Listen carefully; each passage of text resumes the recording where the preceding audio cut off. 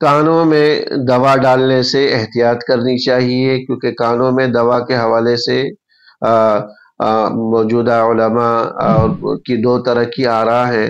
بعض حضرات فرماتے ہیں کہ کانوں میں دوا ڈالنے سے روزہ فاسد ہو جاتا ہے، اور کچھ حضرات کا فرمانا ہے کہ روزہ فاسد نہیں ہوتا۔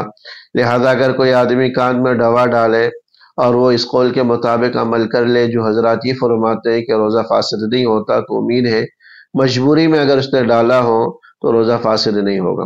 احتیاط کا تقاضا یہ ہے کہ اگر سخت مجبوری نہ ہو تو روزے کی حالت میں کان میں دوا ڈالنے سے گریز کرے، روزہ ختم ہونے کے بعد دوا ڈال۔